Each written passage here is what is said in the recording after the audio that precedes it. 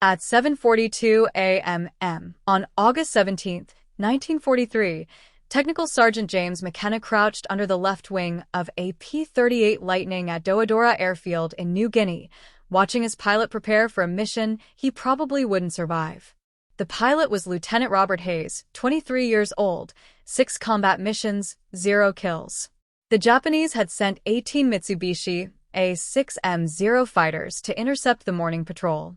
Hayes would be flying straight into them. McKenna had been maintaining P-38s for 8 months. He knew the aircraft inside and out. Twin-engine fighter, twin-boom design, fast in a straight line, absolute beast at high altitude. But the P-38 had one fatal problem that was killing American pilots every single day.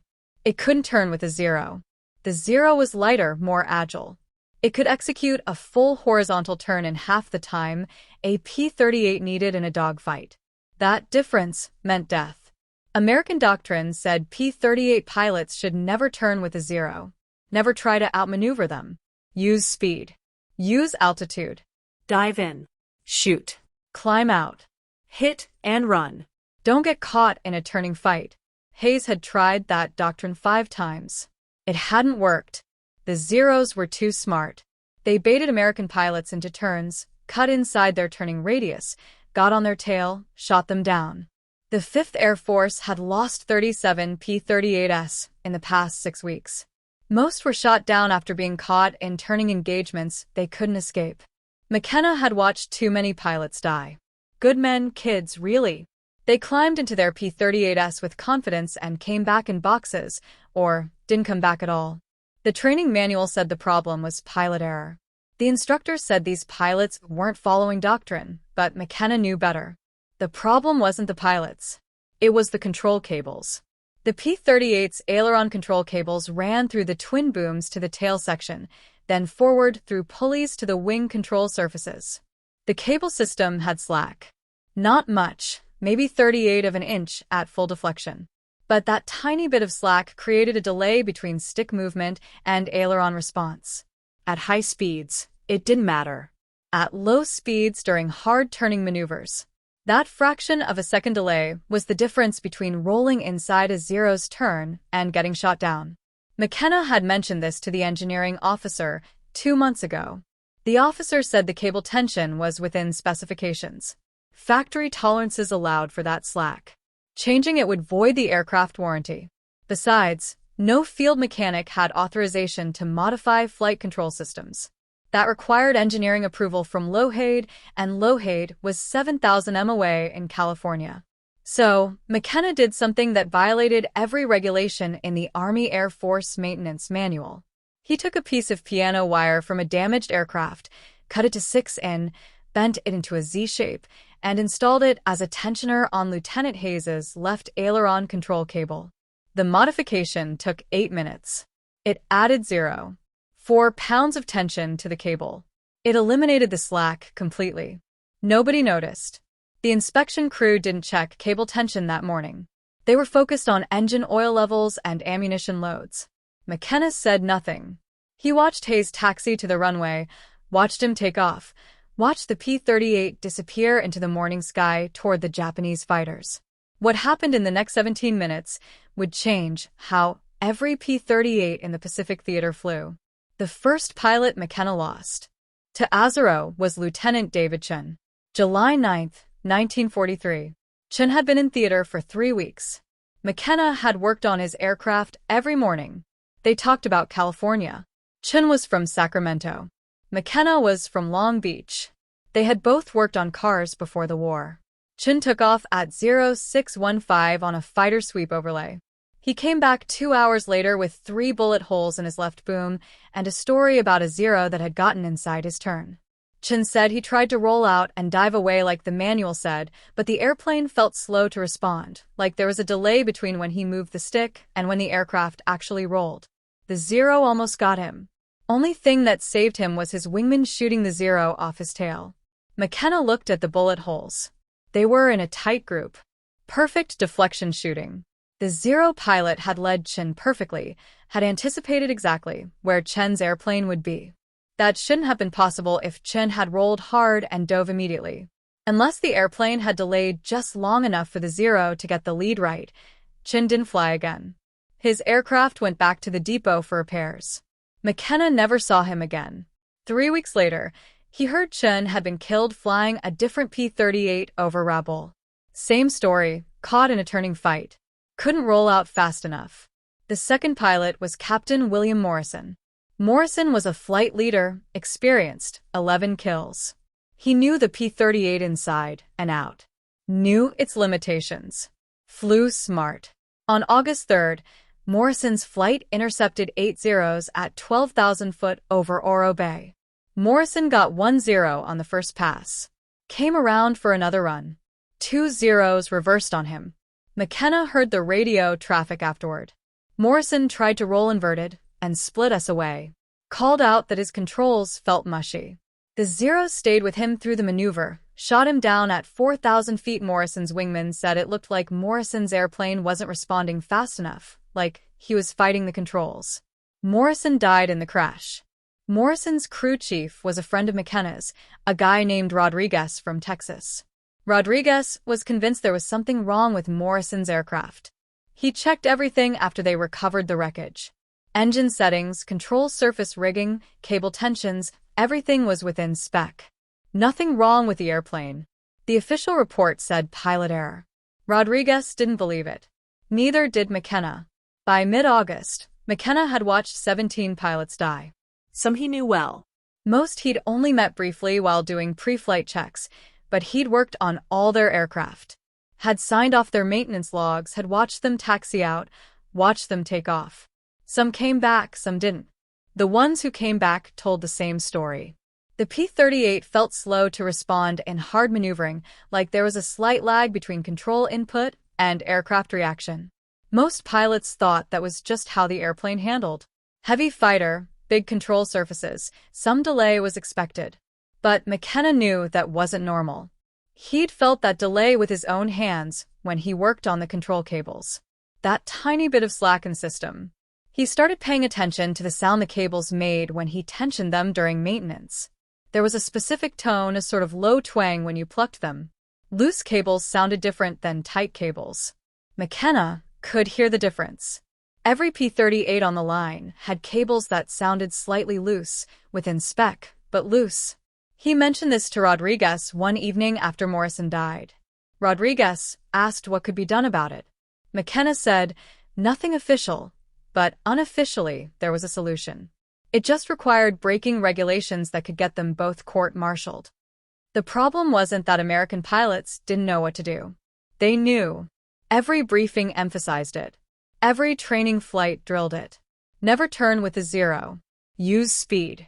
Use altitude. Hit and run. The doctrine was clear.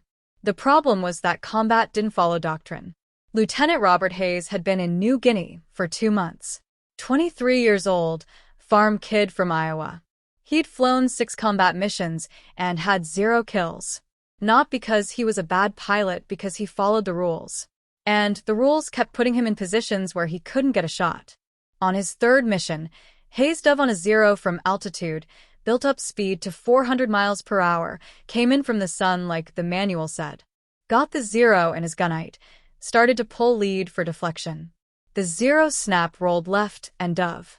Hayes tried to follow.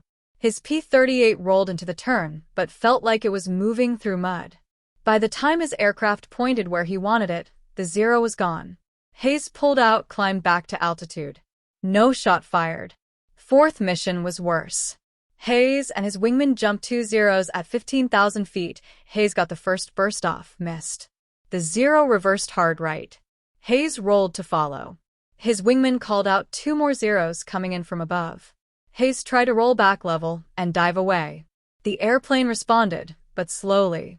Just slowly enough that one of the diving Zeros got a 3 SE second-on burst into Hayes's right boom. 20 millimeters cannon shells. They didn't penetrate, but they scared Hayes badly enough that he broke off the engagement and ran for home with his engines smoking. 5th mission, Hayes watched his wingman die.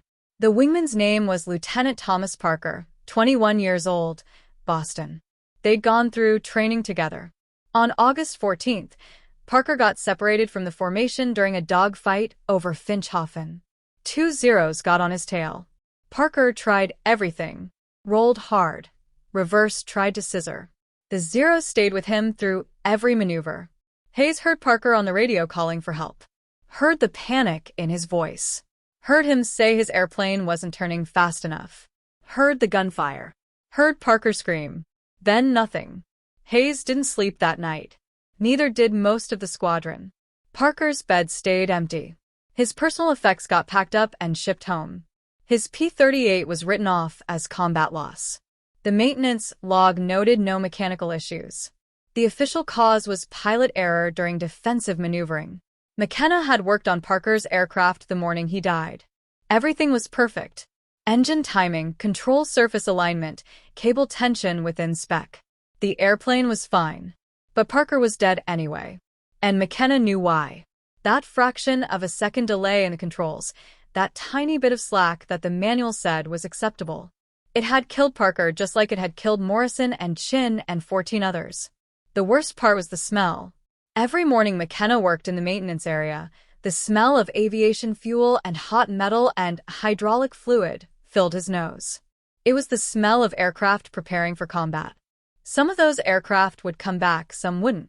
And McKenna would be there the next morning smelling the same smells, working on more aircraft, watching more pilots walk out to machines that couldn't respond fast enough to keep them alive. On the evening of August 16th, Hayes came to the maintenance area, found McKenna working on his assigned P-38. Hayes asked if there was anything McKenna could do to make the airplane roll faster. Anything at all. Hayes said he didn't care if it was regulation or not. He just wanted a chance. McKenna looked at Hayes, saw the fear, saw the desperation, saw a kid who knew he was going to die if something didn't change. McKenna told Hayes to come back in the morning. He'd see what he could do. McKenna worked alone that night. The maintenance hangar was quiet after 2,300 hours. Most of the crew had gone to sleep. The only sounds were the distant rumble of generators and the buzz of insects against the overhead lights. The air smelled like engine oil and tropical humidity. He pulled the inspection panel off Hayes's P-38 left boom. The metal was still warm from the day's sun. Inside, the aileron control cable ran through a series of pulleys toward the tail section.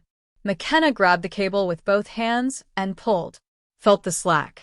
Maybe 3/8 of an inch of play before the tension caught. His hands were covered in grease, and his fingers ached from a full day of maintenance work. But he could feel that slack clearly. It was wrong. He knew it was wrong. The piano wire came from a salvaged P-38 that had ground-looped 2 weeks earlier. The aircraft was scrap, but McKenna had pulled useful parts before it went to the depot, including a 6-inch piece of height tensile piano wire from the rudder trim system. He'd kept it in his tool bag, without really knowing why. Now he knew. He sat on the hangar floor with the wire and a pair of pliers, bent it into a Z shape. The wire was stiff, fought back against the pliers. His hand slipped twice, cut his thumb on the second try. The blood made the wire slippery. He wiped it on his coveralls and kept working. Took him 8 minutes to get the bend right. The Z-shape would act as an inline tensioner. Would add just enough preload to the cable to eliminate the slack. Installing it was harder. The space inside the boom was tight. McKenna had to work with one hand while holding a flashlight with the other. The beam kept moving. Shadows jumped across the cable system. His shoulder wedged against the boom structure. The metal edge cut into his arm.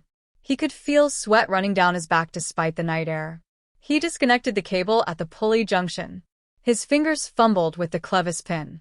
Dropped it. Heard it bounce somewhere in the boom. Spent 5 minutes feeling around in the dark until he found it. The whole time his heart was pounding. If the engineering officer found him doing unauthorized modifications to a flight control system, he'd face a court-martial, possibly a dishonorable discharge. Maybe prison time. But Hayes was going to die if McKenna didn't do something. He inserted the piano wire tensioner between the cable end and the pulley, reconnected the cable. The fit was tight. He